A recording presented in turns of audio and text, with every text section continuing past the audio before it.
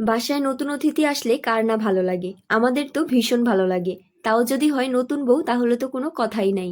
অতিথি আসার আগ মুহূর্ত পর্যন্ত মাথায় চিন্তা থাকে কিভাবে নিজের বাসাটাকে সুন্দরভাবে সাজাবো, কিভাবে সবকিছু পরিপাটি রাখবো। তো দিদি সামনের রুমের খাটে সুন্দর দেখে একটা বিছানার চাদর পেতে নিয়েছে।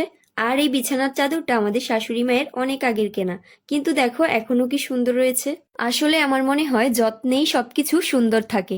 আর এই যে সুপার কুশন গুলো, এগুলো কিন্তু আমরা সবসময় রাফ ইউজ করি না। যেহেতু আমাদের ঘরে ছোট বাচ্চা আছে, ও সবসময় এগুলো এলোমেলো করে রাখে, তাই আর সবসময় ব্যবহার করা হয় না।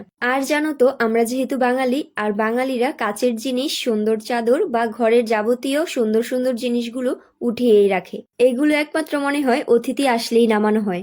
আর এই কাজটা যুগ যুগ ধরেই হয়ে আসছে। ছোটবেলায় দেখতাম মাকে সুন্দর সুন্দর জিনিসগুলো উঠিয়ে রাখতে, আর বিয়ের পর আমরাও সেম কাজটাই করছি। তো দেখো সামনের রুমটা পুরোপুরি ভাবে গুছানো শেষ। আর গুছানোর পর কি যে সুন্দর লাগছে। আর আমার মনে হয় আমরা প্রত্যেকটা মেয়ে নিজের হাতে নিজের সংসারটাকে সুন্দরভাবে গুছিয়ে পরিপাটি রাখতে ভীষণ ভালোবাসি। তোমরা অনেকেই ভাবো এটা আমাদের নিজেদের বাসা, আসলে আমরা এখানে বাসা ভাড়া থাকি।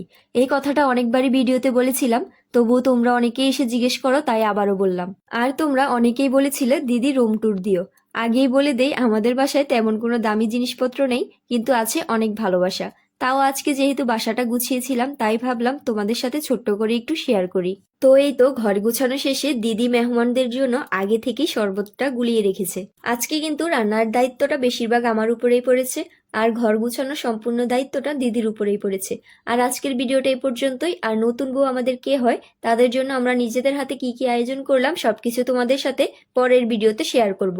আজকের জন্য টাটা।